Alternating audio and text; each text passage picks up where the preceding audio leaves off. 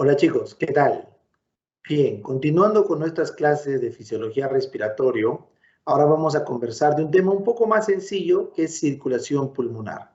Sin embargo, es muy importante conocerlo para comprender la fisiopatología después del edema agudo de pulmón. ¿Ya?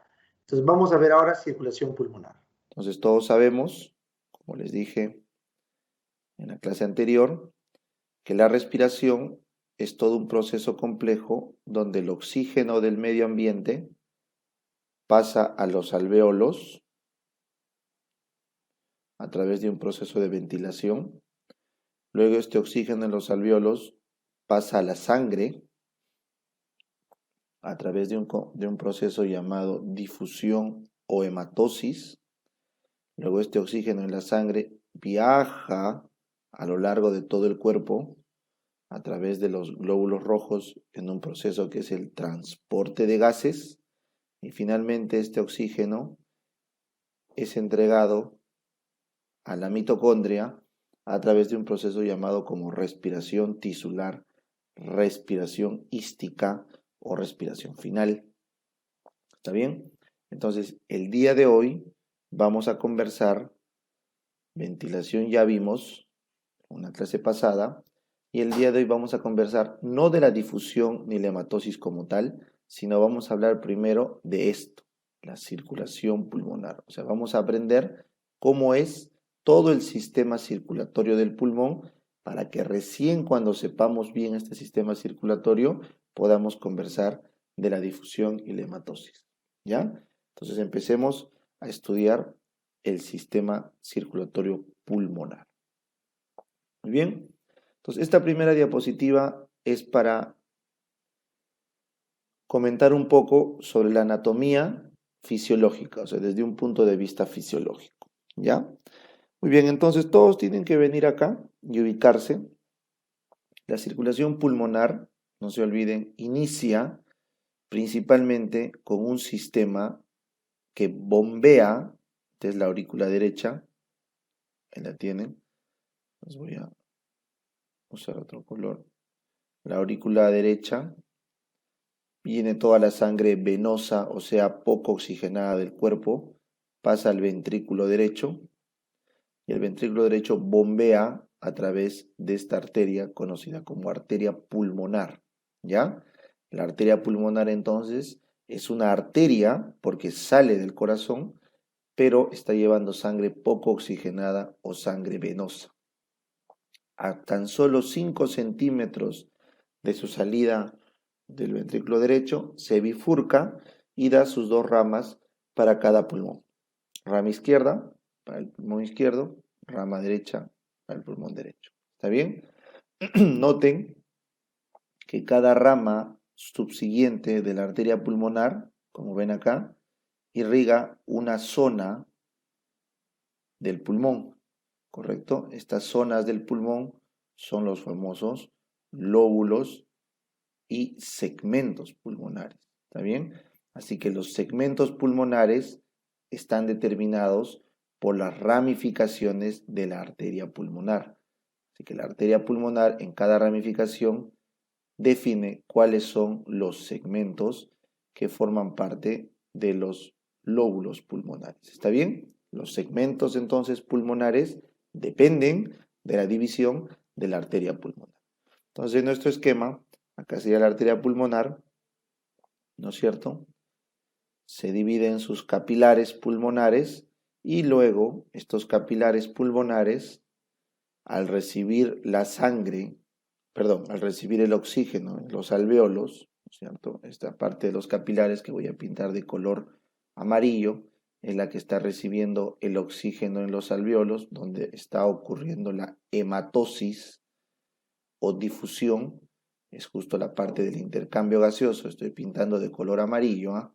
Todos los capilares pulmonares donde está ocurriendo la hematosis o el paso de oxígeno hacia la sangre.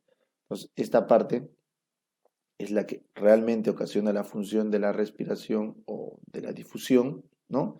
Y luego la sangre, voy a hacer con color rojo, ¿ya?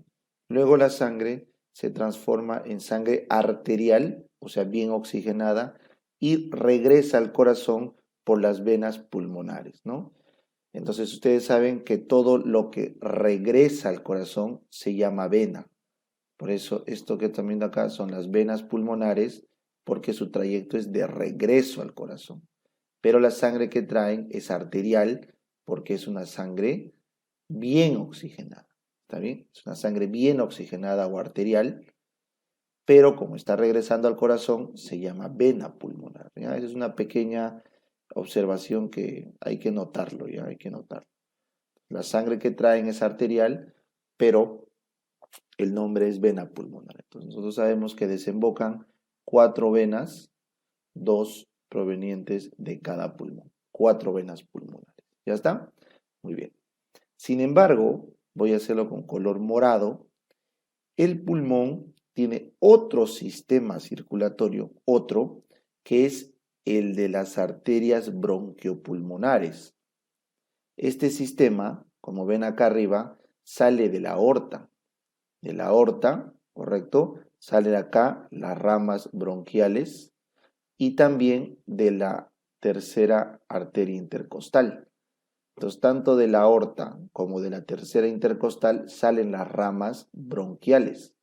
Y estas ramas bronquiales, como su nombre lo dice, irrigan los bronquios hasta los bronquios terminales. ¿Ya? Las arterias o el sistema bronquial irriga toda la vía aérea de conducción. O sea, irriga bronquios, bronquiolos primarios, bronquios secundarios, bronquios terciarios, bronquios terminales. Entonces, toda la vía aérea de conducción, la que no realiza la hematosis, es irrigada por el sistema bronquial pulmonar, ¿correcto? Entonces, pasa que este sistema bronquial pulmonar, ojo, también irriga el tejido de soporte, también irriga el tejido de sostén, ¿correcto? Entonces, del pulmón, todo el tejido de sostén pulmonar y parte de la pleura visceral, todo eso es irrigado por este sistema bronquiopulmonar. Entonces, este sistema, como están viendo acá, va a irrigar todas sus ramas bronquiales, van a irrigar todo su componente, su territorio de la vía de conducción, y cuando se gaste la sangre va a regresar a través del sistema bronquiopulmonar venoso de frente a la vena ácigos, ¿correcto? A la vena ácigos, ¿ya? Ahora, por otro lado, les dije que irrigaba el tejido de sostén, de los alveolos. Supongamos que este es un alveolo, ¿ya? Este es un alveolo, un saco alveolar, ¿no es cierto? Entonces, el sistema pulmonar que habíamos conversado acá es el que estaba en contacto estrecho con el alveolo, eso es correcto, pero toda la parte intersticial, o sea, toda la parte de soporte que están viendo acá, puede recibir la irrigación del sistema bronquial. Entonces, este esquema que están viendo acá, esto corresponde a esos vasos intersticiales o de soporte que están en la parte de los sacos alveolares donde hay la hematosis. Entonces, como ustedes podrán ver, ¿ya? Hay gran parte de estas arterias bronquiales, ¿ya? Que van a la vena ácigos, es correcto, y eso va a la cava, pero hay una parte, miren, que va directo a la vena pulmonar. ¿Ven? Y hay una parte que sería todo esto de acá, que se mezcla en la parte de los alveolos.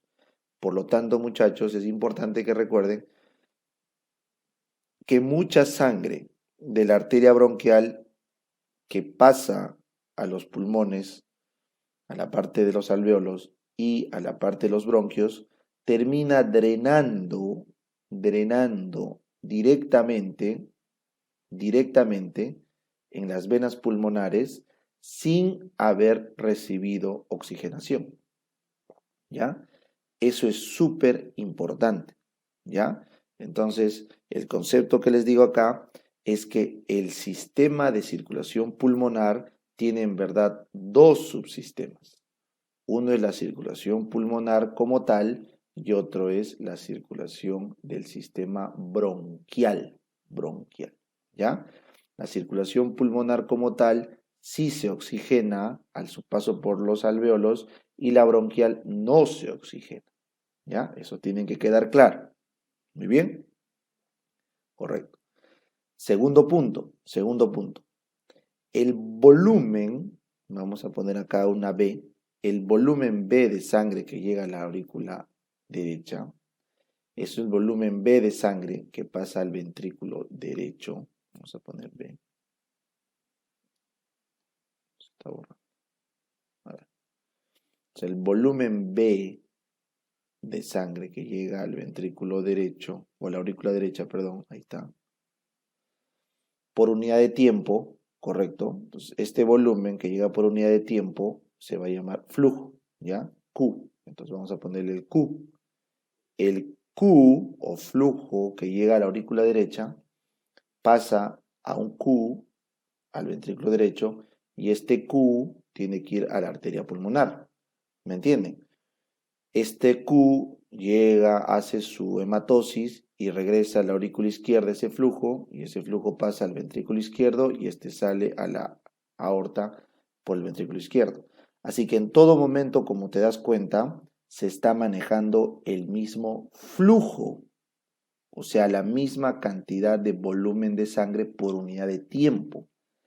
Pero si te das cuenta, el sistema circulatorio pulmonar es muchísimo más pequeño y corto que el sistema sistémico, ¿correcto? O la circulación sistémica. Entonces, el sistema pulmonar versus el sistema general, o la circulación general, o también le llaman la circulación sistémica. Entonces, ambos tipos de circulación son del mismo flujo, pero de diferente tamaño. Entonces, la pregunta del millón es, ¿cómo puedo acomodar el mismo flujo en la circulación pulmonar que es más pequeña? ¿Cómo puedo hacerlo tan igual como lo que acomodo flujo en el sistema o en la circulación sistémica que es más grande? Entonces, la única explicación para eso es que el sistema circulatorio pulmonar, o sea, la única forma es que la circulación pulmonar maneje menos presión. Es la única forma. ¿Está bien? La única forma. Entonces, si ustedes quieren llevarlo esto a una ecuación matemática, para que lo tengan claro, es, si yo tengo un flujo constante, entonces la circulación sistémica, ¿correcto? Para acomodar este flujo va a necesitar una presión arterial 1, ¿ya?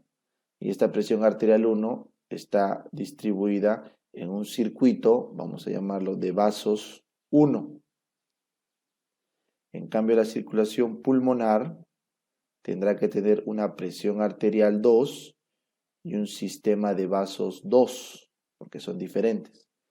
Entonces, si el sistema de vasos 1, que es la circulación sistémica, es mucho mayor y el sistema de circulación de la pulmonar es mucho menor porque hay menos cantidad de vasos, la única forma de que se mantenga esta ecuación es que la presión arterial acá, ¿correcto?, sea mucho mayor para mantener el flujo y en este caso la presión arterial sea igual de menor para mantener el flujo. Entonces, como son procesos que deben mantener el mismo flujo, entonces este sistema de pocos vasos tiene que tener poca presión y así es como mantiene el flujo. Y este sistema que tiene muchos vasos tiene mucha presión. ¿Está bien? Entonces, ese acomodo de los pulmones, de toda la circulación, tan igual como la circulación sistémica, pero en menos cantidad de vasos, se debe a una presión arterial pulmonar baja. ¿Está bien? Si lo quieren llevar a un grafiquito, es como que yo tengo numerosos vasitos pequeños, ¿correcto? Pero acomodan el mismo flujo que un solo vaso, ¿correcto? Un poquito más grande con menos presión, ¿ya? Entonces el flujo que vendo acá es el mismo que el flujo que viene acá. Se puede resumir así, ¿ya? Acá tienes más presión, pero también más vasos, y acá tienes menos presión y menos vasos. Y así es como mantienes un Q constante. ¿Ya? Muy bien, entonces eso solo se puede explicar gracias a que la arteria pulmonar es mucho más distensible, ¿ya? Distensible. Entonces, esto que ven acá, PA, es la arteria pulmonar. Noten, este es su grosor, este es el endotelio, la capa media, ¿no es cierto? La capa externa. Este grosor de la arteria pulmonar es prácticamente casi la tercera parte, ¿no es cierto?, de la aorta. Esto que están viendo acá es el grosor de la arteria aorta. Entonces, la arteria aorta es un vaso mucho más grueso, por lo tanto es menos distensible y maneja mayores presiones que la arteria pulmonar, que es más distensible y eso le hace manejar menos presión. ¿Ya? Por otro lado, el sistema pulmonar tiene bastantes vasos en paralelo. Esto que están viendo acá es un circuito en paralelo. Mientras, esto es de la circulación pulmonar. Mientras que la circulación sistémica o general tiene más componente en serie. En serie. ¿Ya? Así que este componente de física también tienen que manejarlo. Cuando ustedes tienen un sistema de flujo en serie, o sea, un segmento después del otro, entonces se maneja mayor presión. Ya es un principio en la física de fluidos. En cambio, si ustedes tienen un circuito en paralelo, las presiones se dividen. Entonces, cada circuito en paralelo disminuye la presión. ¿Ya? Es como que ustedes tuvieran que hacer un trabajo, vamos a poner un ejemplo, un trabajo en grupo, y primero fulanito tiene que hacer su trabajo, luego le pasa a sutanito y sutanito le pasa a menganito. Entonces, cada uno tiene que hacer primero su parte del trabajo para avanzar. Eso genera bastante presión en el equipo. En cambio, si cada uno hace su trabajo en paralelo, sin tener que rendir cuentas al otro, entonces él lo hace tranquilo, él lo hace tranquilo solo, él lo hace solo tranquilo y el sistema fluye con menos presión. ¿Ya? Entonces, el sistema en serie maneja más presiones que el sistema en paralelo. Y la circulación pulmonar es una circulación con bastantes arterias en paralelo para bajar la presión. ¿Ya? Entonces, de esa forma, ustedes tienen explicado la presión baja en los pulmones que permite acomodar el mismo volumen que en los tejidos. ¿Ya? Muy bien. Entonces, con eso ya tenemos ese concepto claro. Ahora, por otro lado, ustedes tienen que venir acá y ver que esa cantidad enorme de sangre que llega a través de las venas pulmonares o arterias pulmonares y que se intercambia en los capilares hacia las venas pulmonares es un flujo enorme. Entonces necesita una mano y por eso los vasos linfáticos que están viendo acá son abundantes en los pulmones, para que toda esa sangre que está quedando liberada pueda, de cierta forma, drenarse al sistema general y evitar un edema o encharcamiento en el pulmón. ¿Ya? Entonces, el resumen total de esta diapositiva es que, primero, el sistema pulmonar o la circulación pulmonar tiene una gran distensibilidad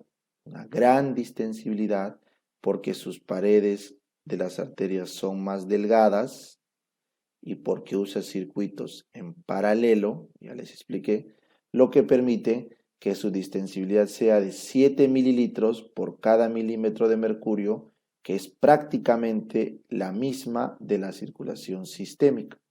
O sea, no hay diferencia en general en el acomodo de la presión. Entonces, gracias a esa gran distensibilidad, este sistema pulmonar puede acomodar los mismos volúmenes que acomoda el sistema general. ¿ya? Segunda idea, fuerza de la diapositiva, hay un porcentaje de sangre que venía por el sistema bronquial, el sistema arterial bronquial lleva un porcentaje de sangre que, como les dije, es un 1 a 2% del gasto cardíaco y por lo tanto este de acá no va a recibir una buena oxigenación y va a aportar sangre sin oxigenarse directo a la vena pulmonar. Esto es lo que se conoce como el shunt pulmonar de las bronquiales, ¿ya? Y eso también va a ocasionar que la aurícula izquierda reciba un 2% más de sangre de la aurícula derecha. O sea, el flujo que viene acá a la aurícula derecha es menor del flujo que llega a la aurícula izquierda, porque esta aurícula izquierda está recibiendo ¿cuánto? Un 2% más proveniente de este sistema de las arterias bronquiales, que aportan un 2% más del gasto extra al gasto que tiene el sistema circulatorio pulmonar. ¿Ya? Y finalmente el pulmón, para ayudarse en este proceso de manejo de líquidos, tiene abundantes linfáticos para poder drenar todo el líquido que pueda escapársele en este proceso. ¿Ya? Entonces vean la función clave de la anatomía pulmonar para en tan poco volumen, ¿no? En tan poco tamaño de vasos, puedan acomodar el mismo gasto cardíaco que todo nuestro cuerpo. ¿Ya? Muy bien. Entonces vamos ahora a conversar sobre las presiones que se manejan en el sistema pulmonar y los volúmenes sanguíneos que tenemos, ¿no? Que es básicamente lo que les he comentado. Entonces, miren, si ustedes tienen una gráfica donde vamos a poner en la X los segundos, es el tiempo en segundos, y vamos a poner en la Y la presión en milímetros de mercurio, de la presión arterial, entonces vamos a crear dos sistemas, vamos a comparar dos sistemas. ¿Ya? Por arriba tenemos la circulación sistémica o general, ¿ya? Y abajo tenemos la circulación pulmonar. ¿Ya? Entonces miren, en una contracción, voy a hacer con color amarillo, en una contracción, ¿no es cierto? La presión sube en el ventrículo izquierdo, en este caso, porque es el que bota la circulación sistémica, sube hasta 120, ¿no? Luego cae, la aorta acá se cierra, las válvulas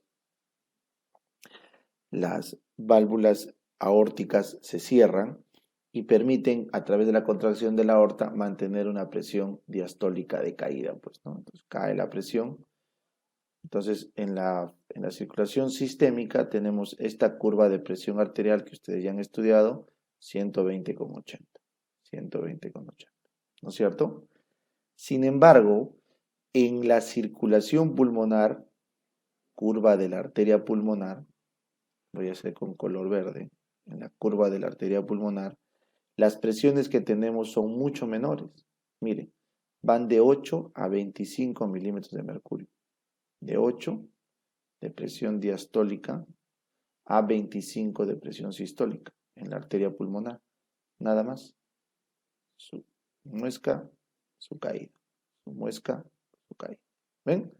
Es muchísimo menor la presión que se maneja. Como les dije, la única forma de que el sistema pulmonar acomode el mismo volumen por medida de tiempo, o sea, el mismo flujo, es bajando sus presiones. Y las está bajando, como puedes ver, ¿ya? Casi 10 veces, de 80 de diastólica a 8 de diastólica acá.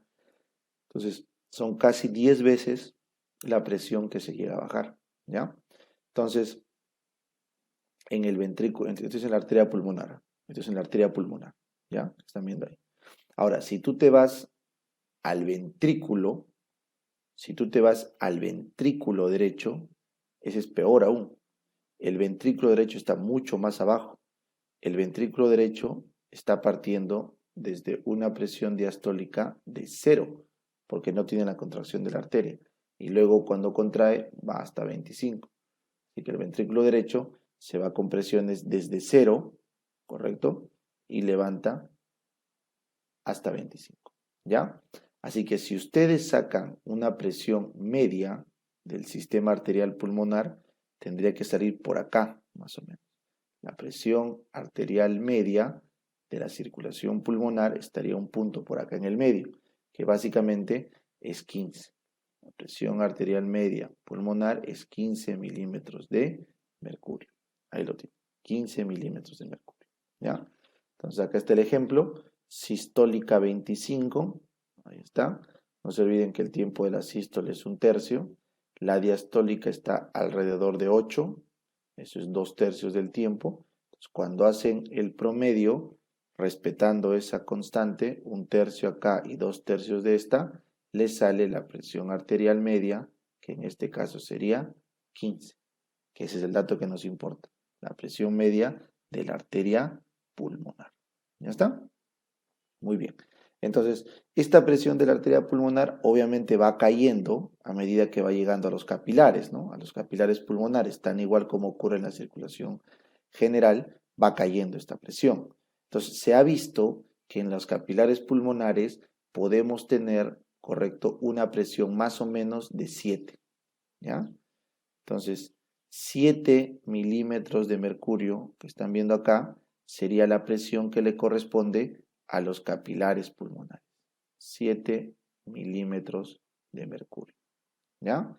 Ahora, ¿cómo más o menos pueden sacar esta presión? Ese es un promedio, ¿ya? Ese es un promedio que se obtiene por el famoso sistema de presión de enclavamiento, que ahorita se los voy a explicar, ¿ya? Y luego, esos capilares pulmonares aún tienen que tener menor presión porque tiene que seguir fluyendo la sangre de los capilares hacia la aurícula izquierda. Así que, a pesar que no se puede medir la presión de la aurícula izquierda como tal, se infiere que esta tiene que ser aún menor a la presión de los capilares. Y se estima que está en más o menos 2 milímetros de mercurio. 2 milímetros de mercurio, ¿ya? Entonces, esa presión puede llegar a caer, como ven, hasta acá, ¿ya? Para que pueda drenar la sangre hacia la aurícula izquierda, hasta 2 milímetros de mercurio. Entonces, ¿cómo más o menos se saca este dato? Por esto, la famosa presión de enclavamiento, ¿ya? La presión de enclavamiento consiste en un método donde se coloca un catéter, que es el catéter de Schwann-Ganz, y ese catéter se mete hasta el último, hasta el límite de la circulación de la arteria pulmonar, lo más que se pueda, y se insufla un balón para medir la presión. Entonces, este balón insuflado de enclavamiento, ¿ya? Es más o menos 5 milímetros de mercurio. O sea, esta presión insuflada acá es más o menos 5 milímetros de mercurio, ¿ya? Entonces, lo que da más o menos a entender, ¿ya? Lo que da más o menos a entender de que en la aurícula izquierda se podría manejar presiones máximo de hasta 2 a 3 milímetros de mercurio más, ¿ya? Entonces, la presión de la aurícula izquierda, que como ves acá, sería la necesaria para empujar la sangre de regreso, ¿no es cierto? Sería la presión que está obstruyendo, o sea, que está sintiendo este balón insuflado, ¿ya? Porque al ponerlo acá e insuflarlo, has anulado la presión que viene de la arteria pulmonar. Entonces, la presión que está acá, esta nueva presión A, es aquella presión empujada por la aurícula izquierda. Por lo tanto, si esto mide 5 milímetros de mercurio, se cree que esto tiene que ser máximo el regreso, máximo una presión de 2 para explicar todo el regreso. Entonces la aurícula izquierda va a tener una presión B de máximo 7 milímetros de mercurio. Entonces, como ven acá, la presión de los capilares pulmonares, ¿correcto? Como máximo puede ser la presión de la aurícula izquierda, que son 7 milímetros de mercurio. 7 milímetros de mercurio. Esa es la presión máxima que la aurícula izquierda le ofrece a los capilares pulmonares para que la sangre esté sin moverse. Entonces, si la aurícula izquierda baja su presión, como ven acá, a 2 milímetros, entonces va a hacer que la sangre fluya. Por eso, chicos, cuando la aurícula izquierda abre su válvula y baja su presión y la sangre pasa al ventrículo, entonces la sangre fluye tranquilamente desde los capilares pulmonares hasta el ventrículo izquierdo, porque la presión de la aurícula izquierda, como ven acá, puede caer hasta 2 milímetros de mercurio. Entonces la sangre fluye pasivamente. Y cuando la aurícula izquierda cierra sus válvulas, la válvula mitral se cierra, la presión de la aurícula izquierda aumenta como máximo 7 milímetros de mercurio, ¿correcto? Porque si aumentara más, entonces simplemente la sangre regresaría. ¿Por qué? Porque se ha medido que la presión de enclavamiento en la parte más distal es de 5 milímetros y se calcula que esta otra distancia aporta 2 a 3 milímetros de mercurio como máximo. ¿Me entienden? Entonces, la medición de la presión de la aurícula izquierda es indirecta a través de un catéter de Schwann-Ganz. Y ese catéter lo que hace es medir la presión en la parte más distal del sistema arterial y le suma 2 milímetros de mercurio para más o menos entender toda la fuerza máxima que le puede ofrecer la aurícula izquierda, como máximo, ¿ya? Para que no haya una congestión pulmonar. Entonces, si la presión de la aurícula izquierda como máximo llega a 7, entonces a lo mucho la sangre no se mueve. Pero cuando la presión de la aurícula izquierda baja a 2, la sangre tiene que fluir de los capilares hacia el corazón. Por eso, para que fluya la sangre de los capilares, vamos a ir con color negro, de los capilares pulmonares para que fluya la aurícula y de ahí al ventrículo, entonces esta aurícula tiene que bajar su presión. ¿Hasta cuánto puede bajar, Doc? Hasta 2 milímetros de mercurio como máximo. Así que el rango de presiones de la aurícula será entre 2 y 7 milímetros de mercurio. ¿Ya? Muy bien. Entonces con eso está explicado la presión de enclavamiento. ¿Ya? Bueno, entonces con eso listo, vamos ahora a conversar los volúmenes. Entonces, ya sabemos las presiones y hemos concluido que la presión dentro del sistema pulmonar es mucho menor que la presión sistémica. Ahora vamos al volumen sanguíneo en el pulmón, ¿ya? El pulmón tiene que recibir todo el gasto cardíaco, ¿correcto? El pulmón tiene que recibir todo el gasto cardíaco y tiene que transformarlo en sangre arterial. Entonces, ese proceso es inevitable. Sin embargo, dentro del pulmón llega a estar por unidad de tiempo una cantidad de volumen, ¿correcto? Pero que solamente es para la circulación pulmonar. Entonces, lo que se ha visto es que el volumen de la sangre que está en el pulmón como tejido, ojo, no como el gasto cardíaco que recibe para la hematosis, sino como tejido. Ahí quiero que quede claro. El pulmón tiene que recibir el gasto cardíaco tan igual como el corazón lo recibe, un flujo por unidad de tiempo, porque debe transformarlo en sangre oxigenada. Eso no me estoy refiriendo. Lo que yo me refiero es que el pulmón como órgano, tiene cierta irrigación para poder mantener su tejido. Entonces, la irrigación o la sangre que hay o que se destina hacia los pulmones, se ha visto que es el 9% del gasto cardíaco. El 9% del gasto cardíaco es la sangre que se destina a los pulmones, ¿ya? Que más o menos es 450 mililitros, ¿ya? 70 mililitros de esa sangre está en los capilares pulmonares, haciendo la hematosis, ¿correcto? En un instante del tiempo, y el resto del volumen está en la arteria pulmonar y la vena pulmonar distribuidos en un 50%, ¿ya? Entonces, de todo el volumen de sangre que está en el pulmón, tenemos más o menos 9% del gasto cardíaco, que está ahí. O sea, el volumen total de sangre que puede acomodar el pulmón como tejido, o sea, si tú agarras y cortas acá la circulación pulmonar en un momento y lo pesas, toda la sangre que hay ahí es 450 mililitros, 9% del gasto cardíaco, ¿correcto? Como ves acá, ahí está. Igual, si tú agarras y cortas las arterias acá y este rato pesas al corazón, el corazón tiene 7%, las arterias 13%, los capilares 7%, las venas y vénulas 64%. Por eso les dije que esto era un reservorio. Esto ya han visto en cardiología.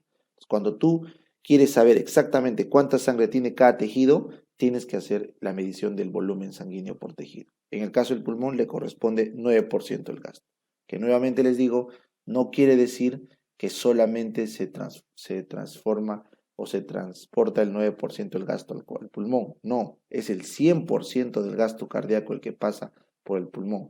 Pero en un instante solo hay el 9% circulando. ¿Ya? Muy bien. Ahora, ¿eso qué quiere decir? Que nuestro pulmón tiene como una especie de reserva. O sea, si nosotros, por ejemplo, pujamos con fuerza, como cuando soplas un globo, pujas, entonces haces que la presión dentro de tu tórax y de tu abdomen estrujen a tus pulmones, entonces puedes darle hasta 250 mililitros de sangre extra de reservorio a tu cuerpo.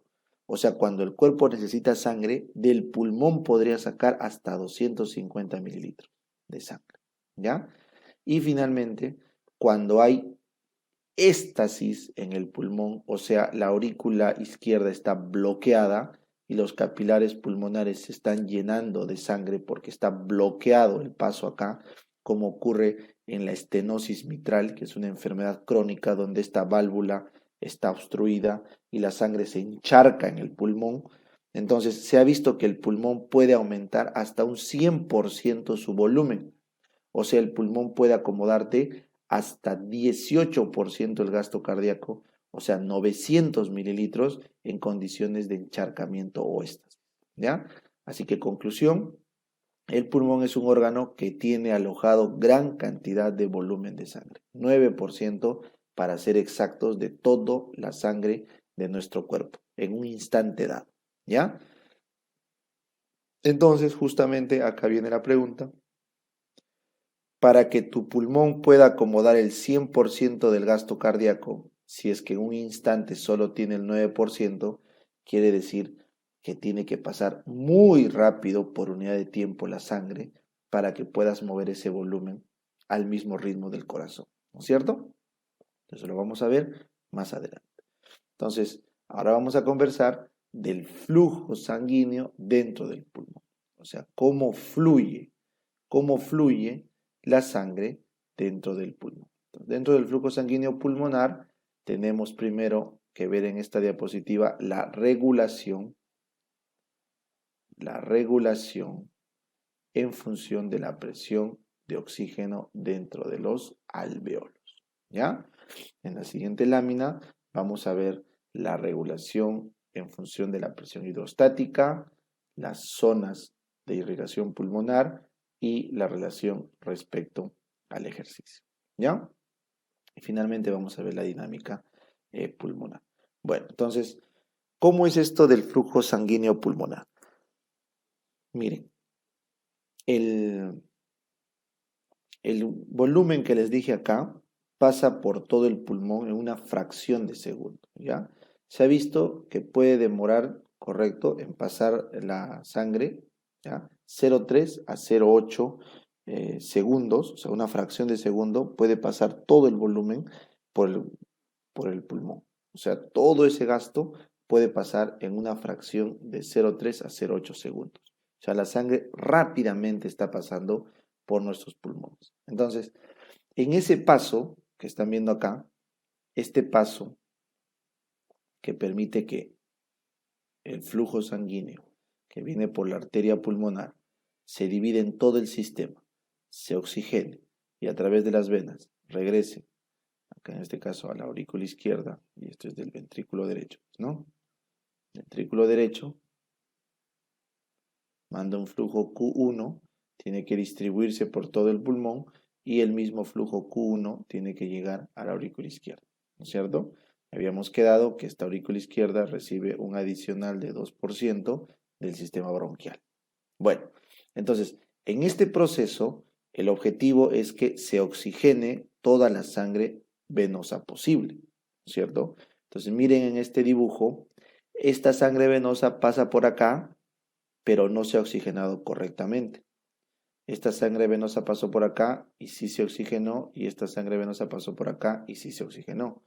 Entonces, en nuestro dibujo de arriba vemos que la sangre de arriba, que no ha sido bien oxigenada, termina ensuciando la sangre final que llega a la aurícula. Eso es lo que se llama como mismatch, o hay una disregulación, ventilación, perfusión. O sea, se ventila mal y el flujo no se oxigena bien. Hay una disregulación. Entonces, para controlar eso, miren lo que hace el pulmón distribuye su flujo. Entonces, cierra el flujo acá, porque esta es una zona de mala oxigenación, de tal forma que al bajar el flujo, el oxígeno que hay acá, suficiente para hacer la oxigenación, y por ende aumenta el flujo a zonas donde sí están bien oxigenadas, y al final el flujo termina siendo correctamente oxigenado. ¿Ya? Entonces, esta regulación que están viendo acá está controlada por la hipoxia. La hipoxia en los alvéolos redistribuye el flujo. La hipoxia en los alvéolos redistribuye el flujo. Lo redistribuye, como ven el dibujo acá. ¿Ya? Entonces, miren, debajo del 70% de la presión de oxígeno, que básicamente sería 73 milímetros de mercurio de presión de oxígeno en el alveolo, se ha visto que ocurre una vasoconstricción de hasta 5 veces, ¿correcto? El vaso. O sea, el vaso se hace 5 veces más pequeño y por lo tanto redistribuye el flujo a otras zonas mejor perfundidas. Este mecanismo, esto es pregunta de examen, ¿eh? Es muy importante. Este mecanismo es opuesto a la circulación periférica, pues en la circulación periférica ocurre todo lo contrario. O sea, cuando baja el oxígeno en la circulación periférica, los vasos tienden a dilatarse para meter más sangre. En cambio, en el pulmón ocurre lo contrario. ¿Ya? ¿Y por qué ocurre lo contrario? No se sabe. No se sabe. Pero la teoría más aceptada es la siguiente. Miren acá. Se ha planteado ya que la hipoxia, como ven ahí, puede tener disminución de los reactantes de oxígeno, ¿ya? Y eso se detecta en unas NADPH oxidasas de la membrana. Entonces, estos reactantes oxidativos que disminuyen, ¿correcto?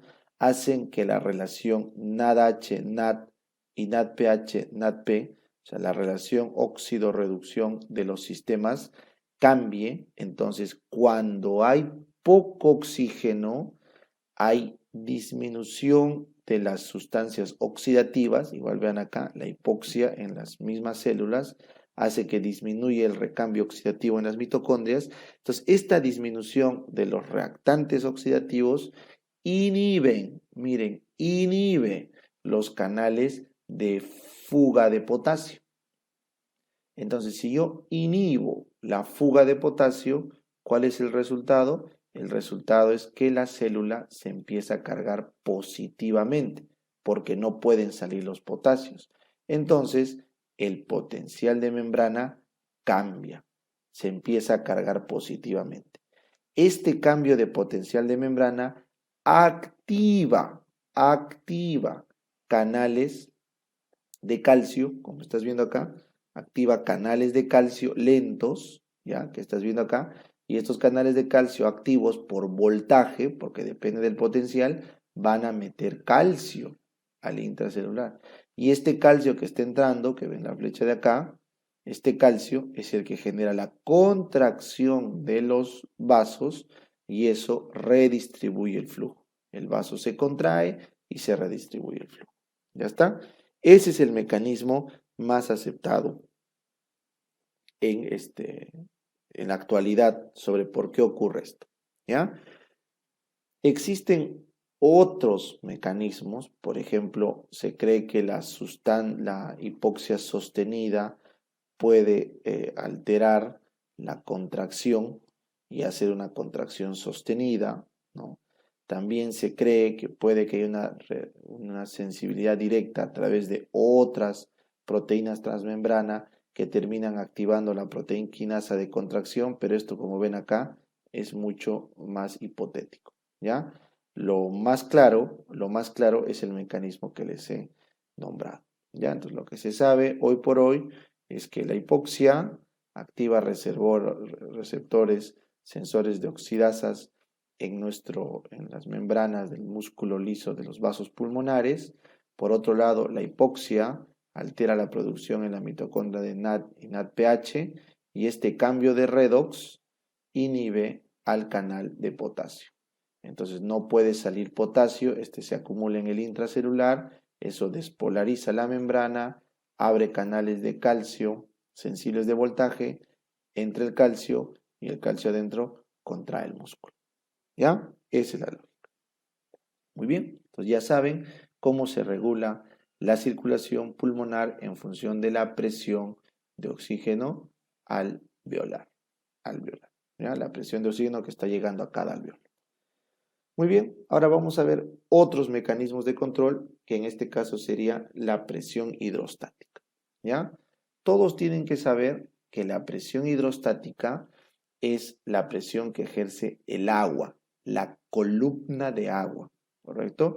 Entonces, si esta es una columna de agua, la presión hidrostática en centímetros de agua dependerá de cuánta columna de agua están soportando. Así que esta parte del agua que está abajo está soportando 30 centímetros de peso de agua arriba. Esta de acá está soportando 15 y esta de acá 0 porque no hay nada encima. Entonces la presión hidrostática es el peso que hay del agua por encima de cada unidad de distancia. Es como que tú te metieras en la piscina, al fondo de la piscina sientes más presión que si estás a la mitad de la piscina, y no sientes presión si es que estás flotando en la superficie, porque lo que pesa es el agua, ¿ya? Entonces, imagínense lo mismo en el pulmón, ¿ya? Se ha visto que la parte más profunda o más baja, más inferior, la parte baja de los pulmones, tiene una presión de casi, vamos a ponerle acá como 30, ¿ya? Y la parte superior, una presión casi como 3. Bueno, entonces esta diferencia se ha visto que es de 23 milímetros de mercurio. ¿Por qué? Porque la presión en centímetros de agua es de 30 centímetros, ¿ya? Entonces, esta distancia, ¿ya? Acá dices 3, pero puede llegar hasta 0. Entonces, esta distancia o este tamaño, estamos hablando más o menos 30 centímetros, ¿ya? Entonces, imagínate una regla de 30 centímetros, ¿ya? Ese es más o menos el tamaño de un pulmón. Entonces, esa columna de agua de hasta 30 centímetros, como ven ahí, genera una presión de agua de 30 centímetros de agua. Pero como nosotros no usamos centímetros de agua, vamos a usar milímetros de mercurio.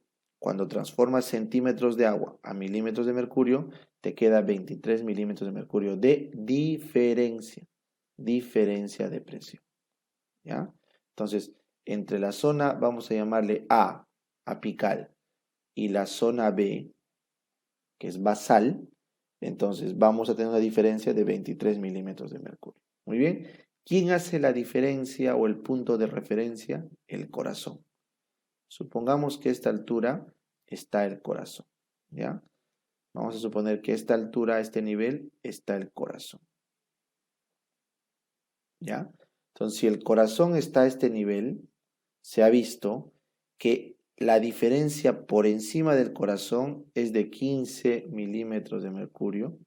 O sea, la diferencia que hay acá es de 15 milímetros de mercurio, ¿ya? El corazón. Y la diferencia que hay acá, debajo, es de más 8 milímetros de mercurio. Por eso es que entre estas dos diferencias, ojo, el signo todavía no lo explico. Lo que estoy explicando acá es la presión. Entonces se ha visto que debajo del corazón, debajo del nivel del corazón, ¿ya? Hay una presión de columna de agua de hasta 8 milímetros de mercurio, ¿ya? Y por encima del corazón hay una diferencia de presión de 15 milímetros de mercurio. Entonces la diferencia es mayor en la parte superior al corazón. Es como que hay más gradiente de presión. Y la parte que es más abajo hay menos gradiente. Entonces, 8 y 15 son las dos diferencias, sumados dan 23. ¿Ya? 23. Muy bien. Entonces, si quieren una mejor explicación de eso, si les parece un poco confuso, recuerden que este es el corazón, ¿no es cierto? y estos son los pulmones. ¿Ya? Los pulmones. Entonces, si tomamos la aurícula como un punto de nivel, entonces toda la presión de la columna que está acá abajo representa una variación de 8 milímetros de mercurio, pero toda esta variación, porque es más alto acá, 15 milímetros de mercurio. ¿Ya? O sea, en total, la variación es 23 milímetros de mercurio de presión hidrostática. Solo que hay más columna de agua por encima del nivel del corazón, por eso la diferencia es 15, que por debajo del nivel del corazón. ¿Ya? Correcto. Entonces eso es lo que quería explicar acá. Ahora, obviamente, como el corazón es el punto de referencia, le pongo positivo debajo del corazón, porque esa es sangre que pesa, ¿no es cierto? Y le pongo negativo por encima del corazón, porque también es sangre que pesa, pero está por encima del nivel del corazón. Es como que siempre se pone el nivel del corazón como referencia de las presiones hidrostáticas. ¿Ya? Muy bien. Entonces, lo que se ha visto, ¿ya? Ahora con esta presión hidrostática, es que según esta presión hidrostática, tú vas a tener unas zonas de flujo sanguíneo pulmonar, asumiendo que en todo lado la presión alveolar es la misma, que el aire es la misma, ¿ya? Entonces, lo que dice la teoría es, la zona 1 va a ser una zona donde la presión hidrostática que genera la arteria pulmonar, sus capilares pulmonares y sus venas, ¿no es cierto? En el lugar donde está el alveolo, esta presión hidrostática del capilar pulmonar, esta de acá, presión hidrostática del capilar pulmonar, es menor que la presión del alveolo.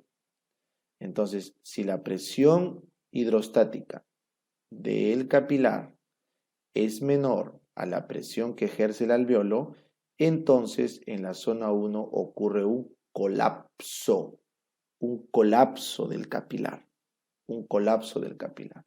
¿Por qué? Porque la presión del alveolo es lo suficientemente mayor como para cerrar el flujo. Esa es la zona 1. La zona 2 es aquella zona donde la presión en el capilar pulmonar es menor y mayor que la presión alveolar. ¿Cómo puede ser menor y mayor? Es menor en diástole y es mayor en sístole. Entonces, lo que quiere decir que la zona 2, cuando está en sístole, perfunde, y cuando está en diástole, colapsa. Entonces, la zona 2 tiene un flujo intermitente, porque depende de la sístole y la diástole. Y la zona 3 es aquella zona donde la presión en el capilar pulmonar siempre es mayor que la presión alveolar, sin importar la fase. O sea, ya sea en sístole o en diástole, siempre es mayor la presión del capilar pulmonar. ¿Por qué? Porque como está en la parte más baja, se beneficia de esta columna de agua. La columna de agua permite que se beneficie. Entonces, el flujo en la zona 3 es constante. Muy bien. Así que la conclusión de esta parte es que según la presión hidrostática, cuando la comparas con la presión de los alveolos, que están estas bolitas que ven de 2, es la presión alveolar, cuando tú comparas estos dos, vas a tener las famosas zonas 1, 2 y 3 del flujo pulmonar, entendiéndose como la zona 1, donde la circulación está colapsada porque la presión del capilar es menor que la presión del alveolo, y entendiéndose como zona 2, a la que tiene flujo intermitente, porque la presión capilar es menor en diástole, pero es mayor en sístole. ¿Que quién? Que la presión alveolar. Por lo tanto, en diástole colapsa el vaso y en sístole perfunde el vaso. Y se entiende por zona 3 a la zona donde tanta es la presión hidrostática que el flujo es constante. En diástole y en sístole siempre la presión capilar supera la presión alveolar. Muy bien, entonces deben saber que una persona sana, normal, una persona sana, solo tiene zona 2 y zona 3. La zona 2, en el ápice del pulmón, que exactamente empieza por encima de los 10 centímetros por encima del corazón, ¿ya? ¿Cómo sería eso, Doc? ¿Se acuerdan el dibujo que teníamos? Si este es el corazón, establecemos un nivel en las aurículas, estos son los pulmones, pues supongamos que este es el nivel, solamente por 10 centímetros encima del nivel del corazón, toda esta zona de acá sería la zona 2, porque está 10 centímetros por encima del corazón. Entonces, 10 centímetros por encima del corazón, esta zona de acá, es la zona 2. Eso quiere decir, Doc, que todo lo que está a 10 centímetros del corazón y todo lo que está por debajo del corazón, todo esto que estoy haciendo de azul, es la zona 3, donde hay flujo constante. ¿Ven? Y la zona 1, Doc, la zona 1 no existe. La zona 1 no existe en una persona sana. Esto solo existe en una persona enferma. ¿Enferma por qué? Porque o bien tiene demasiada presión alveolar o bien porque tiene demasiada poca presión capilar. Puede ser por un trombo, por ausencia de circulación y en este caso por alguna enfermedad que retiene aire. Así que como les digo acá, la zona 1 solo ocurre en patologías. Patologías que aumentan la presión del alveolo o que disminuyen la presión del capilar pulmonar. ¿Ya? Muy bien. Si una persona está tumbada en el suelo, o sea, echada, entonces el corazón se nivela con el pulmón. De tal forma que al nivelarse con el pulmón, todo el pulmón ahora es zona 3. Ya no hay la columna de agua. Recuerden, cuando una persona se echa, ya no hay la columna de agua y todo el pulmón está al nivel del corazón. Entonces el flujo se hace constante siempre.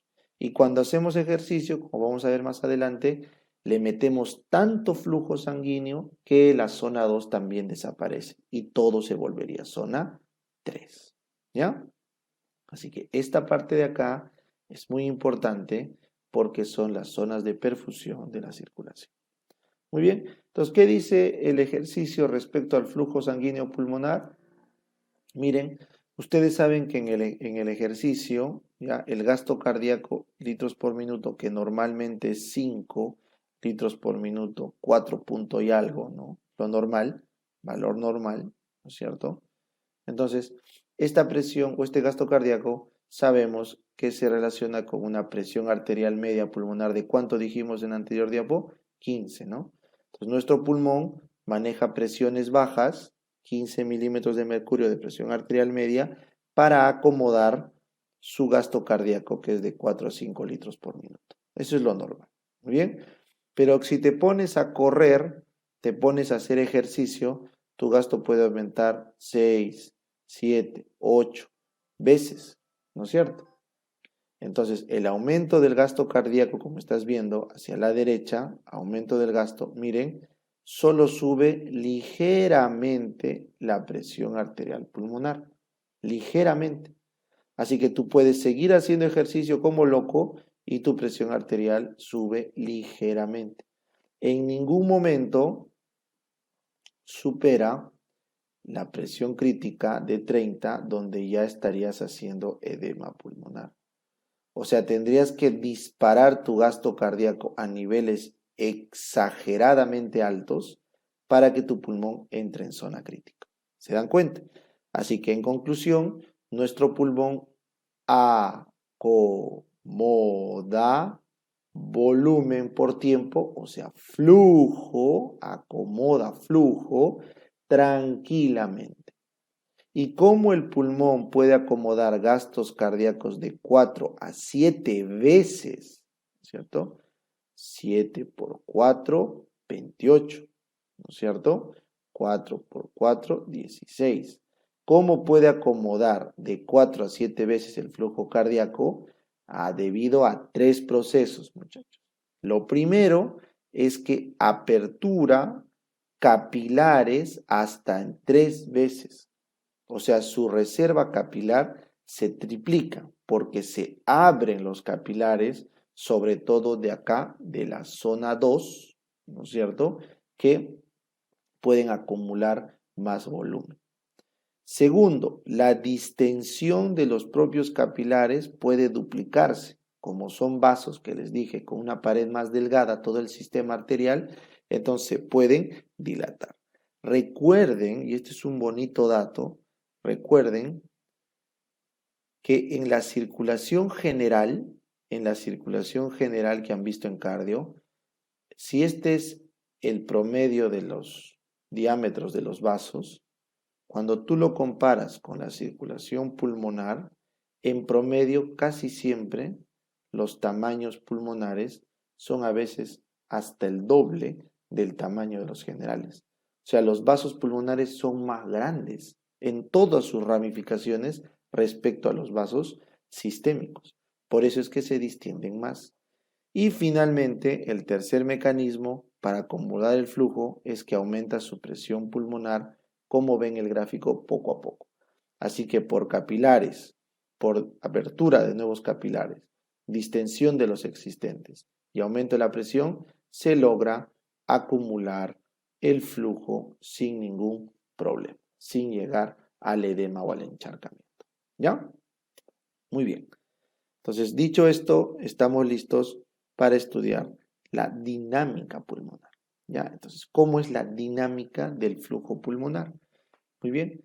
Entonces, el flujo pulmonar, que están viendo acá, los capilares pulmonares, que están viendo acá, son tan abundantes y tan grandes que se cree que los capilares pulmonares tienen un flujo en manto o lámina.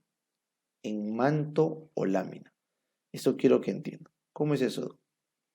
Lo que ustedes normalmente tienen la idea es que esta es una arteria que se divide en arteriolas y estas arteriolas en capilares, ¿no es cierto? Esos capilares luego se empiezan a unir con sus vénulas, ¿no? Y esto da sistema venoso y la vena, ¿no? Es lo que han aprendido en cardiología. Esto es un sistema normal de arteria, arteriola, capilar, zona arterial, capilar, zona venoso, vénula, vena, ¿no? Eso han estudiado. Muy bien. Entonces, acá te da la idea de que esto es algo lineal, ¿no es cierto? Bueno, en el pulmón es similar. Arteria, arteriolas, todo el rollo es similar, pero hay tal cantidad de capilares, miren, la cantidad de capilares que hay. Es enorme, ¿ya? Miren la cantidad de capilares y por lo tanto sus extremos venosos serán iguales. ¿Ven? Son enormes.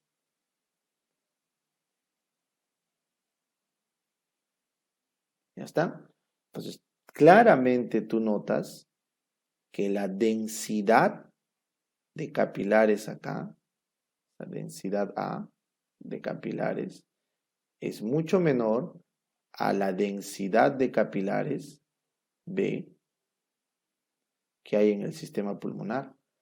Entonces, hay tantos capilares, como ves acá, y están prácticamente tocándose uno al otro, que se cree que esto es un flujo en manto. O sea, como que todo viniera como una gran ola. Ahí está. O sea, prácticamente es un área completa. En vez de verlo como varias líneas, hay tantos que los fisiólogos lo estudian como si fuera un área, como si la sangre fluyera en un manto. ¿Ya? Esto que les pongo acá es un área, entonces esto sería como que una flecha, ¿no? Esta es la flecha, donde la sangre va en manto, en un área enorme, ¿ya? Entonces, de lo que normalmente nos han enseñado que son tubitos independientes, esto es como que tú el agua lo vertieras en un área gigante, porque son demasiados tubitos, ¿ya? ¿Y eso por qué es importante? Porque si te das cuenta, en esto acomodas mucho mayor volumen que en este de acá. Entonces, el volumen que tú acomodas en los capilares de acá es menor que en este de acá. ¿Me entienden? Entonces, eso te permite, miren este dato, te permite en 0.8 segundos en reposo, te permite pasar por todo el pulmón. O sea, en menos de un segundo, que me acabo de demorar en explicarte esta idea, toda la sangre de tu pulmón entró y salió, entró y salió, entró y salió, entró y salió. Y cada vez que voy diciendo entró y salió, entró y salió, entró y salió, está entrando todo el gasto cardíaco y está saliendo. En menos de un segundo, muchachos. ¿Cómo hace esta brujería el pulmón? Porque tiene harto capilar. Es un manto. Y si te pones a correr en 0.3 segundos. Entró y salió, entró y salió, entró y salió, entró y salió, entró y salió. Ya está. Entró y salió, entró y salió. Y cada vez que digo entró y salió, toda la sangre entró y salió de tu pulmón. Alucina, alucina. Entonces, esa es la capacidad que tiene el pulmón para mover el volumen cardíaco, ¿ya? Esa es la capacidad que tiene el pulmón para mover el volumen de flujo sanguíneo. Todos ya sabemos, porque se los expliqué en unas diapositivas anteriores, que la presión, según el método isogravimétrico, ¿no es cierto?, de la presión de enclavamiento, es de 7 milímetros de mercurio, ¿no? ¿Se acuerdan acá? En nuestra diapositiva habíamos quedado que la presión de enclavamiento era 5 milímetros de mercurio más 2 milímetros más, lo cual nos daba un tope acá de 7 milímetros de mercurio de presión capilar pulmonar. ¿Se acuerdan este valor? ¿No? Ya está. Entonces, esa es la presión que estoy hablando acá, la presión isogravimétrica del capilar pulmonar. Entonces, esta presión que están viendo ahí es esta de acá. Esta que está acá, la presión hidrostática positiva, o sea, que empuja hacia afuera del capilar pulmonar. Presión hidrostática. ¿Ya? Eso ya lo han visto en cardiología. Muy bien. Ahora, la dinámica pulmonar de cómo fluye el líquido es cualitativamente igual a la sistémica, ¿no? Yo creo que ustedes ya saben bastante de esto, ¿no? La presión hidrostática pugna por botar el líquido fuera del vaso, la presión osmótica pugna por meter líquido dentro del vaso. En cuanto al capilar, por su lado, el intersticio también tiene una presión hidrostática que pugna por botar y tiene una presión osmótica que pugna por meter, ¿cierto? Y finalmente, de la ecuación sale una presión neta, ya sea hacia afuera o hacia adentro, ¿no? Así que eso creo que ya lo han estudiado en cardiología, pero igual se los voy a repasar una vez más. En todo sistema capilar hay una presión hidrostática que pugna por botar el líquido y hay una presión oncótica que pugna por meter. Y a la vez, en el tejido, la parte tisular, hay una presión hidrostática del tejido que pugna por botar el líquido fuera del tejido y una presión oncótica que pugna por jalar agua dentro del tejido. Y del equilibrio de esto se tiene una presión neta, ya sea de salida al capilar o de entrada al capilar. ¿No es cierto? Eso lo saben. Entonces, si nosotros aplicamos eso, la dinámica pulmonar es cualitativamente igual a la sistémica, pero cuantitativamente distinta. Eso es lo que quiero que subrayes. Cuantitativamente distinta. ¿Por qué, Doc? Esto necesito que lo tengan claro como el agua. Esto claro como el agua. Miren, Esto claro como el agua. Mientras en el sistema o la circulación sistémica, la presión hidrostática es de 17, o sea, es una presión alta, la presión dentro del capilar pulmonar es baja. Así que primera diferencia, la presión hidrostática, ¿correcto? La presión hidrostática del capilar pulmonar, ¿correcto? Ya, la presión hidrostática del capilar pulmonar es mucho menor que la sistémica, ¿ya? Muy bien. Entonces, la presión hidrostática, acá en vez de A, no me gusta esa palabra de arterial, póngale C, capilar. La presión hidrostática capilar, póngale C. La presión hidrostática capilar es de tan solo 7 milímetros de mercurio. O sea, es mucho más baja. Así que recuerda otra vez, el sistema pulmonar maneja presiones bajas. Presiones bajas. El único sistema de presión alta que tiene el pulmón es del bronquio. ¿Ya? El bronquio, lo que habíamos dicho es lo que aportaba el 2%. El resto son sistemas de baja presión. Muy bien. Siguiente diferencia. La presión hidrostática del tejido, o sea, tisular, es menor que la presión hidrostática del tejido en los otros órganos. Ustedes saben que nuestros tejidos tienen presiones negativas hidrostáticas, o sea, chupan. El intersticio tiene presiones negativas, chupa el agua del vaso, pero en el pulmón es aún más negativa, más. Por eso es de -8. ¿Por qué? Por dos razones.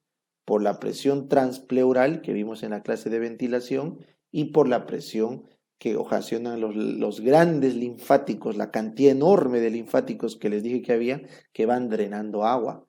Entonces, por la presión transpleural o transpulmonar y el drenaje linfático abundante o la famosa bomba linfática, por esas dos razones es que la presión hidrostática del pulmón es aún menor que la sistémica. Muy bien. Tercero, la presión coloidosmótica tisular es mayor. La presión coloidosmótica de la circulación general es de 7 milímetros de mercurio.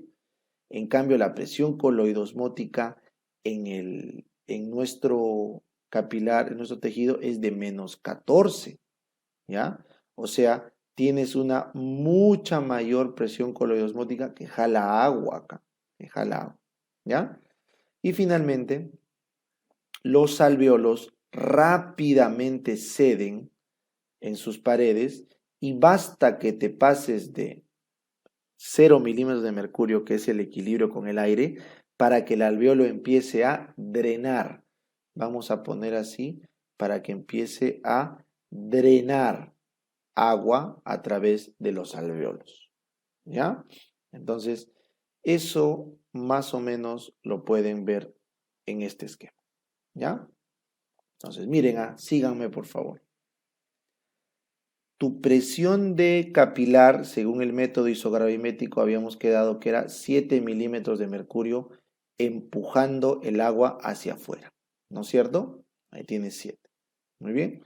Ahora, tu presión coloidosmótica por la albúmina que tiene tus vasos es de -28, ya eso es igual que en el sistémico, eso no cambia, es igual, jala.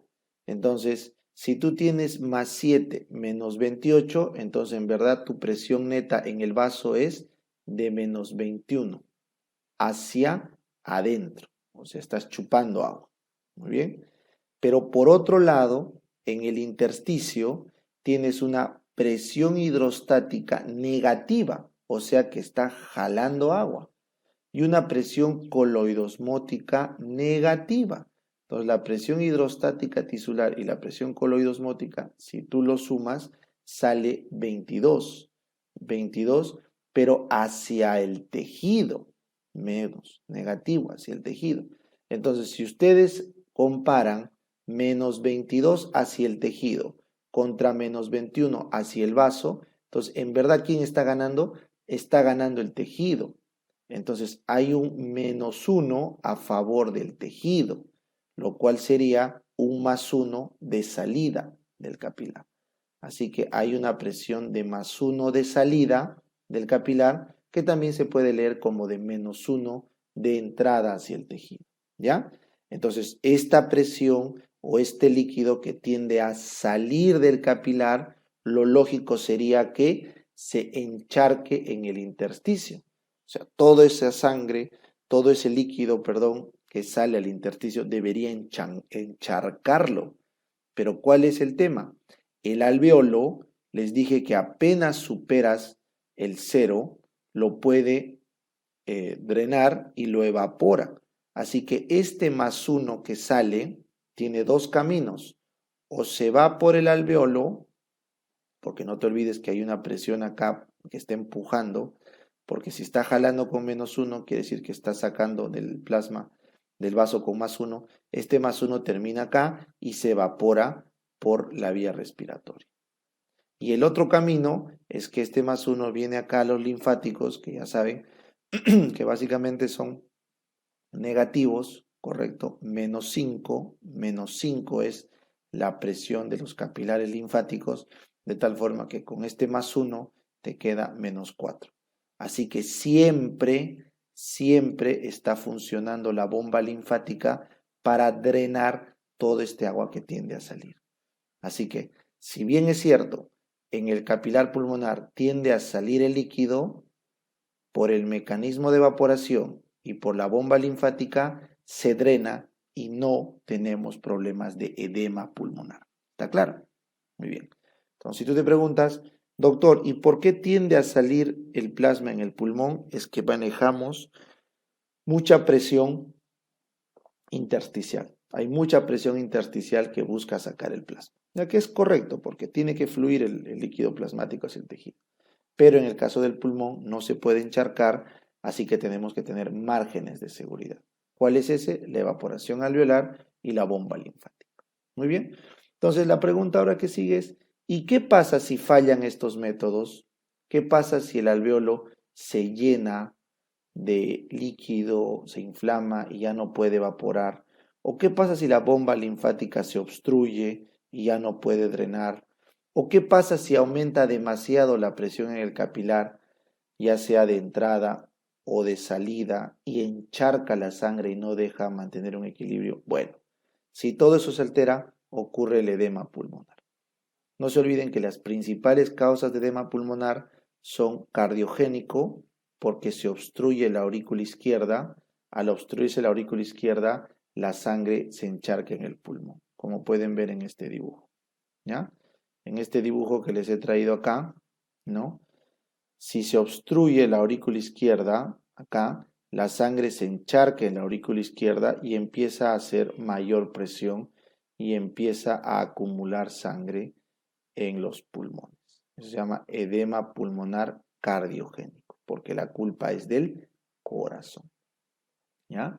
Sin embargo, si lo que ocurre es que está fallando el intersticio, el alveolo o la bomba linfática, entonces tenemos un edema agudo de pulmón no cardiogénico. El no cardiogénico es porque el agua se encharca en el pulmón sin que tenga la culpa el corazón. La forma como los médicos se dan cuenta de la diferencia es por la presión de enclavamiento. En el edema cardiogénico la presión de enclavamiento está aumentada, en el edema pulmonar no cardiogénico no está aumentada, ¿ya? Así que si un paciente está haciendo edema pulmonar por COVID, es no cardiogénico, presión de enclavamiento normal. Pero si está haciendo un edema pulmonar por culpa del corazón, por ejemplo un infarto de miocardio, eso sería un edema pulmonar cardiogénico, ¿ya? Entonces, quiero que sepan, acá en edema pulmonar, que el edema pulmonar mata en media hora. Basta media hora con este pulmón que ven acá. Esto es una radiografía de un edema pulmonar. ¿Cómo sabe, Doc? Porque si te das cuenta, los pulmones no están negros, están como que moteados de color blanco. Eso significa que hay agua. Este moteado blanco que ven ahí significa que hay agua en los pulmones. Si hay agua en los pulmones, no va a poder haber intercambio correcto de oxígeno. En media hora la persona se muere, ¿ya? Entonces, como es algo tan crítico el edema pulmonar, entonces nuestro pulmón tiene que tener un factor de seguridad, ¿ya? Entonces se ha visto que la presión de la aurícula izquierda que dijimos cuánto era lo mínimo de presión de la aurícula izquierda, 2, ¿no? Y su promedio máximo 7, ¿no?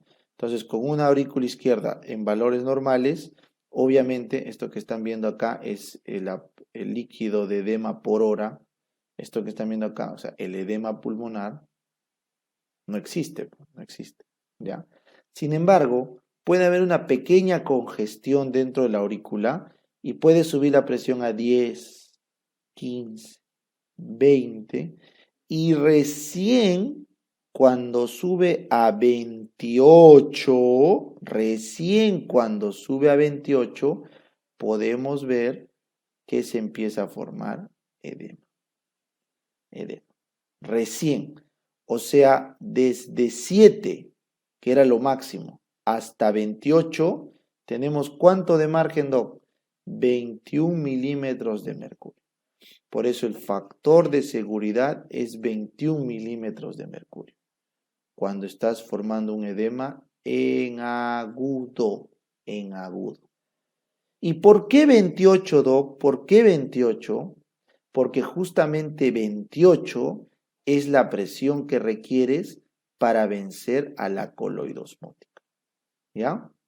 Entonces, si tu presión capilar pulmonar de 7, que era lo máximo, sube hasta 28, entonces ya estás venciendo a la presión coloidosmótica. O sea, la presión coloidosmótica del capilar jala el agua al capilar con 28 de fuerza. Si esto que era más 7, tú lo subes hasta 28, lo anulaste por completo. O sea, todo el agua va a salir. Así que vences la presión coloidosmótica del plasma que te permitía contener la sangre dentro del plasma o del vaso, la has vencido y por lo tanto el agua va a salir al intersticio sin oposición. ¿Ya?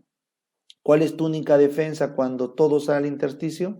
Tu evaporación, pero que se va a agotar al toque, se va a encharcar tus alvéolos y tu pobre bombita linfática que ahí nomás va a morir. ¿Ya? Entonces te encharcas. Sin embargo, esto que les estoy explicando es en agudo. Si ustedes lo llevan a un proceso crónico, estamos hablando ya de 2 semanas, se ha visto que en 2 semanas, que eso ya es crónico, los vasos de la bomba linfática, esta bomba linfática aumenta.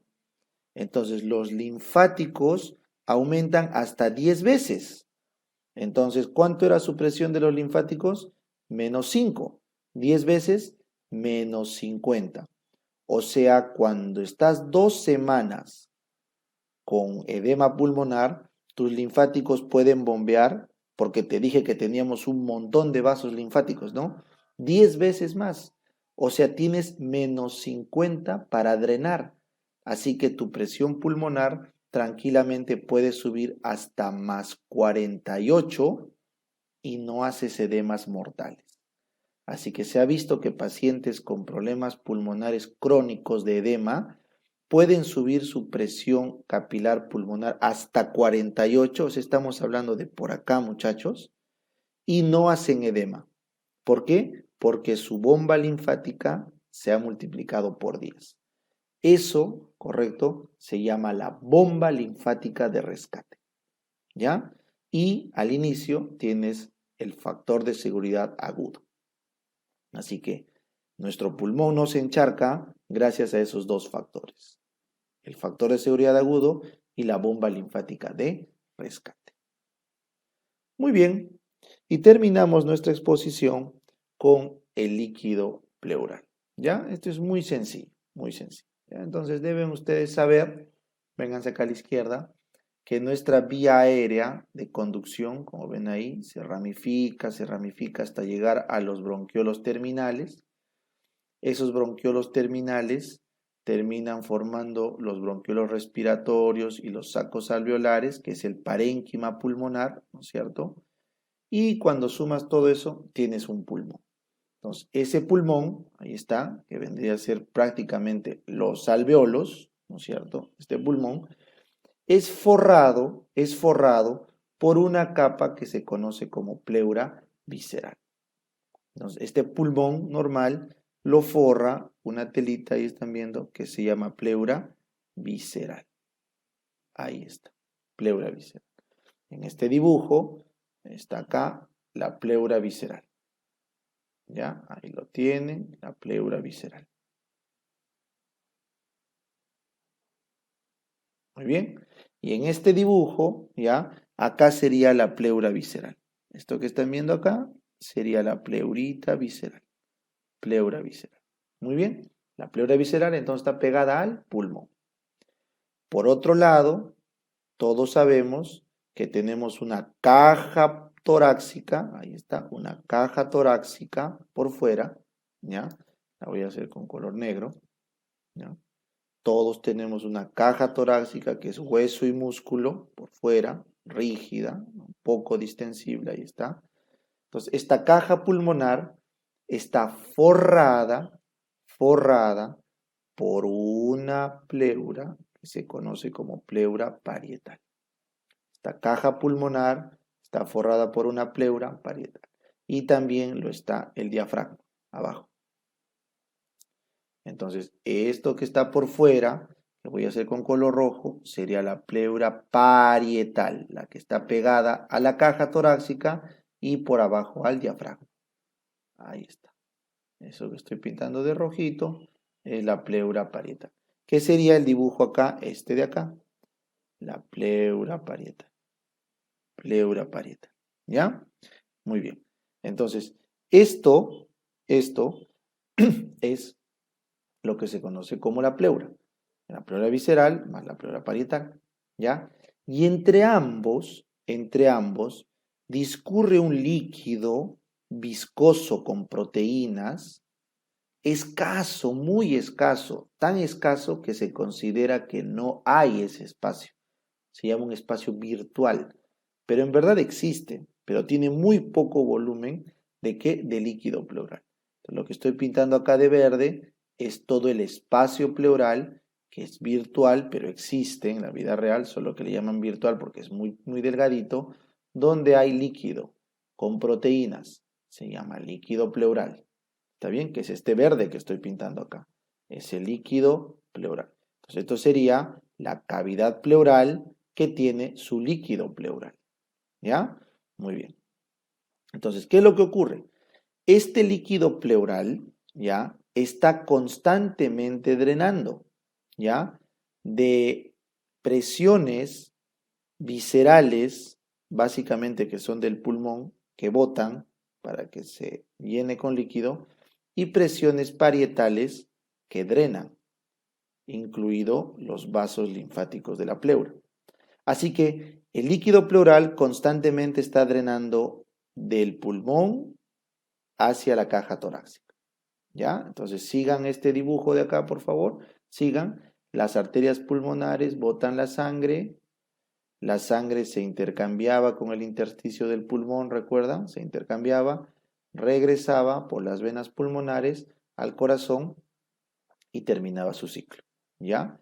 Pero este intercambio que están haciendo acá, en los alveolos, dijimos, era drenado por la bomba linfática o era eliminado por la expiración del alveolo. ¿Se acuerdan acá?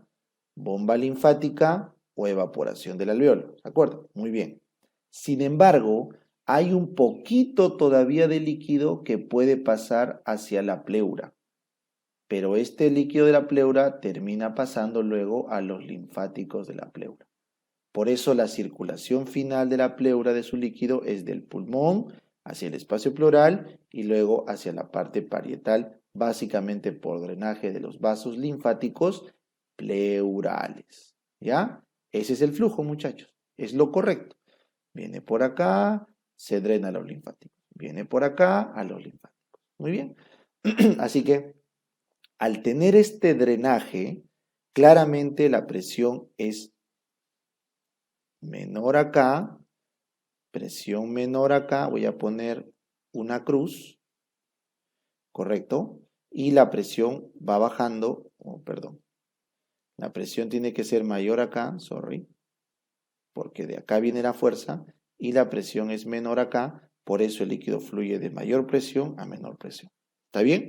Entonces, la presión en la cavidad pleural es negativa, eso quiero que entiendan.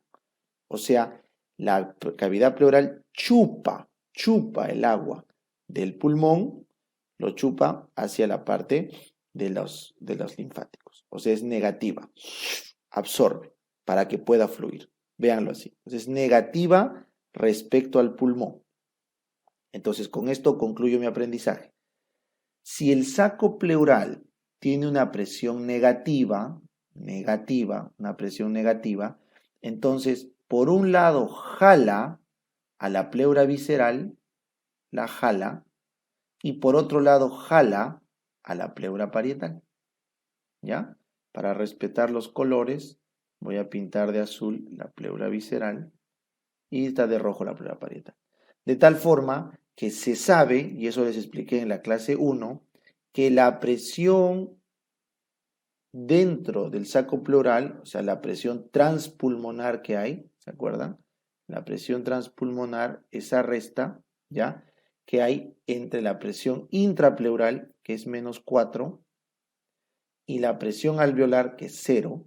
Hemos quedado que la presión en el alveolo es 0, porque ese es el aire, 0.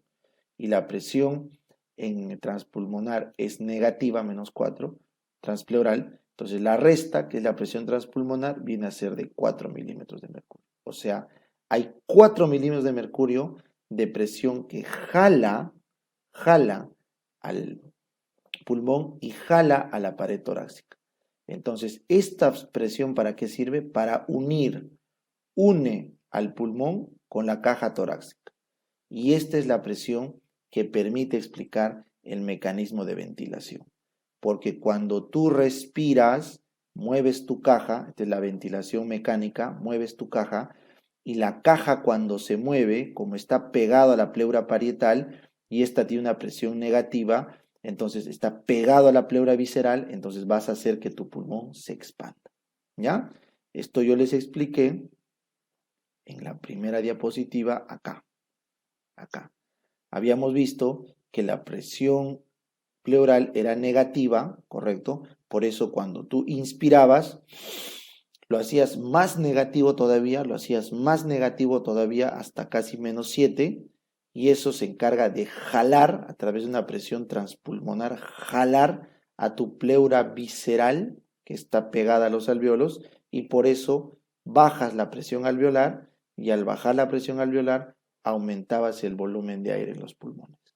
Así que la pleura es necesario para explicar el mecanismo de ventilación. Eso es lo que trato de explicar acá. ¿Ya? Es un repaso de la ventilación de la clase 1.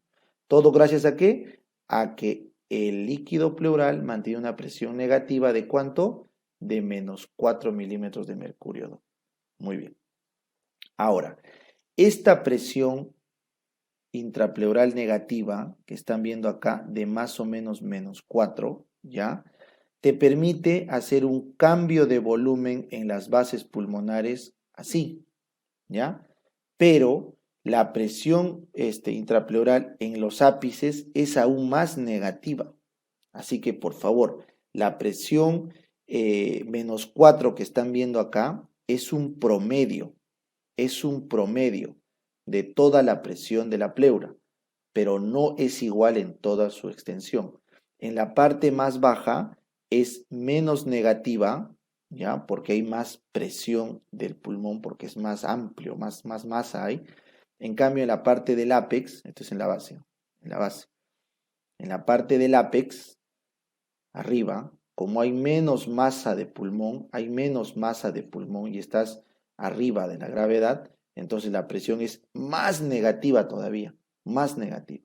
Entonces, para cambiar el volumen del pulmón en el ápex es un poquito más difícil que cambiarlo en la base. Entonces, en cristiano y en sencillo, la presión intrapleural es más negativa en los ápices y menos negativa en las bases, pero como hay mayor tejido pulmonar en las bases que en los ápices, entonces es más importante la presión de las bases porque es la que más va a afectar el volumen pulmonar. Entonces, el cambio del tamaño pulmonar es mucho más importante en la base que en el ápice. Así que, si lo quieren llevar a palabras sencillas, nosotros respiramos más con el pulmón de abajo que con el pulmón de arriba. Nuestro pulmón de arriba difícil se expande porque no tiene tanta capacidad de acumular volumen como lo hace el pulmón de abajo. El pulmón de abajo se expande mejor, ¿ya? Entonces, ese es un dato importante en fisiología que deben recordar, ¿ya? Y para terminar, ¿qué pasa si perforamos el tórax? Pues miren acá, voy a borrar todo esto para explicar esta tabla, este gráfico. ¿Qué pasa, chicos, si perforamos el tórax? Si tú perforas el tórax, ¿correcto? Si tú perforas el tórax, ¿ya? Como la presión dentro de la pleura es negativo, entonces el aire va a entrar hasta tapar esa diferencia. Entonces, yo te pregunto, ¿dónde es más negativo? ¿En el ápice o en las bases? En el ápice, correcto. Así que, ¿dónde crees que es más probable que haya un neumotórax? Neumotórax es cuando entra aire al pulmón, a la cavidad pleural. Un neumotórax, que es la entrada del aire a la pleura, es más probable en el ápice que en la base, porque en el ápice tenemos presiones más negativas. Entonces, cuando una persona se lesiona la pleura apical, ¡fum!, al toque entra el aire y colapsa el pulmón, que cuando ocurre en la pleura más baja, ¿ya? Entonces, el aire cuando se mete por perforación de la caja torácica, ocurre lo que se llama como colapso pulmonar, se colapsa el pulmón. Y ya te darás cuenta que sin un pulmón la persona sufre y entra en distrés respiratorio. Así que esa es la razón por la que se muere una persona, que lo acuchillan. Cuando acuchillan en el tórax a una persona, puede morir por 3 razones. Porque le han acuchillado el corazón y le han cortado la circulación. Segundo, porque le han acuchillado en un vaso y lo han desangrado, como que lo acuchillen en cualquier otro vaso del cuerpo. Y tercero, que es lo más probable, porque le han roto la pleura y al romper la pleura el pulmón se colapsa y ya no puede respirar, solo lo hace con el otro pulmón y ahí puede ocasionarle la muerte. ¿Ya? Entonces, esas son las razones por las cuales es tan importante en fisiología conocer la presión transpulmonar. ¿Ya? Muy bien, entonces con eso hemos concluido